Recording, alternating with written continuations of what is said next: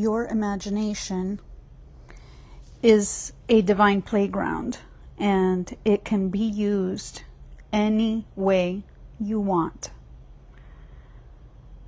However, there is a caveat to this. You need to keep in mind that if you are having thoughts that do not align with the reality that you would prefer to experience, prefer to select, keep in mind that those thoughts are only going to loop you toward acting and behaving in ways that go against what it is that you are wanting for yourself. It goes against your desire. Now, one thing to keep in mind is that your thoughts are not your boss. They don't have a say only if you accept them, only if you consent to those thoughts as true for yourself. You can just as easily dismiss them. I understand that that could be difficult for some of you. It was difficult for me at first, but if you go back to the very foundation of these teachings, of these principles, and that is that you are source, if that is too much of a reach for you to accept, then take small steps toward that. Instead of seeing yourself or identifying as source, why not say that source and I are one? God, the Father, and I are one. It doesn't matter what you call it. It doesn't matter what you choose to name it. I think that source is a very general, broad term, but when I'm talking about source, referring to source, I mean the same thing as God. I mean the same thing as the universe. Whatever it is that you choose to call it personally, that's your personal choice. That has nothing to do with me at all. And so, as source, as the selector of your experiences, the experiences that you get to have in your life, even the thoughts that pop into your head, you can choose to not identify, choose not to marinate on any thoughts that are not favorable. Examples of unfavorable thoughts. Well, there's the idea that perhaps you do not have the wealth that you would like. You do not have the love that you would like. You do not have the friendships that you would like. And so the thing about reality, the thing about your world as you know it, is that 100% of the time, your world has to prove you right, regardless of what you say. That's why the expression, I knew that that was going to happen to me. When you think of something unfavorable and then it manifests and you have that experience in the 3D, it was because you consented to it as true for yourself. You marinated in the thought enough where you were given that experience, because I am, aka God, source, universe, omnipotent energy, whatever it is that you want to call it, it doesn't matter. It is unconditioned consciousness, and this unconditioned consciousness does not have any ability to tell you that you cannot have this or that you should not have this because it's bad for you. No. It takes whatever it is that you feel deep within your body, or if you continue to think certain thoughts certain ways, it takes that as a command. and it does not question you, and it does not contradict you, not even if it knows that it's bad or bad for you. It doesn't view it that way because it is the absolute.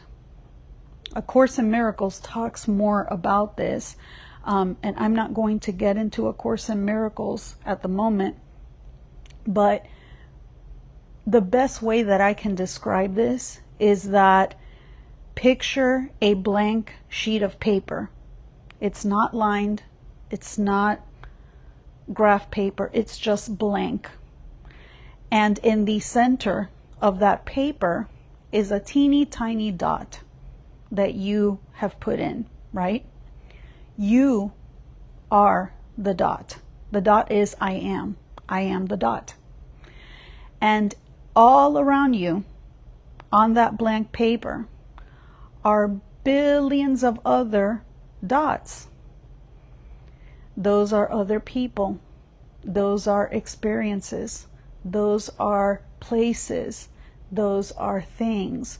Those are our dreams. Those are the things that we don't want to experience. And so it's all part of the same paper. Why is that? Because that paper is the absolute. And within the absolute, you can't have any exclusion. That's not possible. And so when an unfavorable thought or thoughts come to mind, there's no need to panic. There's no need to freak out. Remember, reacting, good or bad, means that you are consenting to the thought on some level as true for you. The only one that can determine that is you yourself. You can easily reject it or easily accept it. Depends on what you want. Depends on what you believe. You don't have to take my word for it personally, because I'm only sharing from my experiences. But the more that I test this law and I put it into practice, the more that I can see how it is that I am experiencing currently things within my life that, frankly, this has been one of the most favorable periods of my life. And I'm no spring chicken by any means. And so start to consider, is this a thought that serves me? Serves my end, what it is that I want? Or does it not? And before that, I suppose it would be wise to ask yourself, well, what do I want? See, because we are conditioned to believe and to focus on the things that we do not want. We are conditioned to view life in a manner where that's just the way that things are, and the world doesn't revolve around us, and sometimes we have to take the losses and just roll with the punches. And I say, the hell with that, because it's not true. It's programming. That's all that it is. It's something that we have unknowingly consented to. And it doesn't matter how far back it goes. Ultimately, we are deciding in each and every moment of our waking day, when we're active and conscious and moving around our world, we're deciding who we identify as. Are we viewing life as an empowered creator, as someone who has taken the reins of their world and is doing so consciously and actively? Or are we sitting back and letting life and circumstances and things befall us and viewing ourselves as a victim, and then saying that that's just life, that that's just the way that things are sometimes, and not everyone can win, and not everyone's meant for X, Y, or Z. You get what I'm saying? Remember what I said before. Reality has no choice but to prove you right. So when you start to approach the world from the perspective that you are operating together with the source that is within you, start to ask yourself the following questions, just for practice. Start asking yourself, well, how would Source or God, the universe, how would they view this problem, this situation, this circumstance in my life that I am not 100% happy with? How would they view that? Would God get angry? Would God feel annoyed? Would God unleash a vengeful wrath? I think that that is where I have personally separated myself from any religion per se, because I was brought up to believe in Catholicism.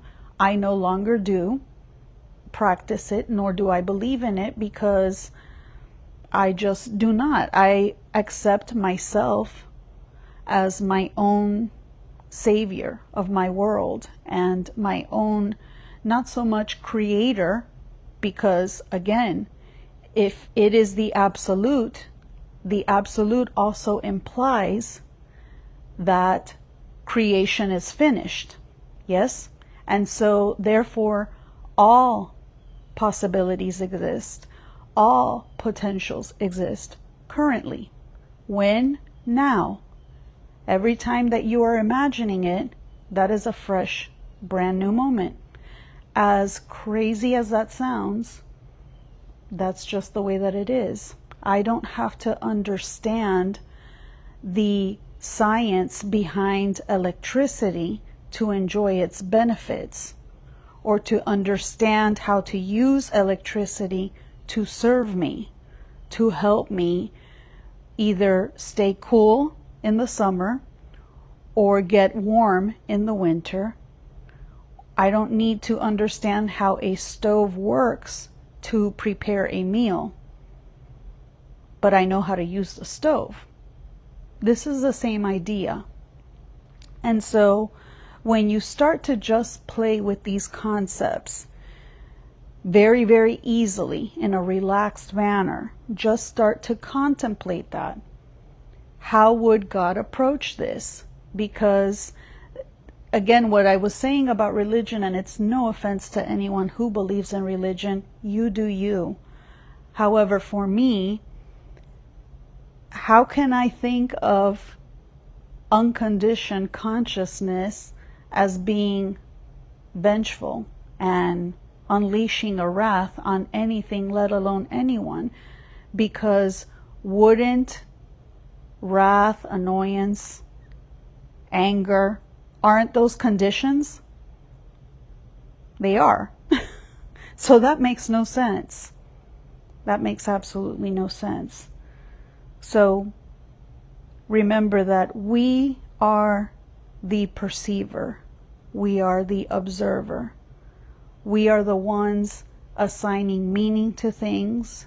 We are the ones who are either accepting as true or false about something.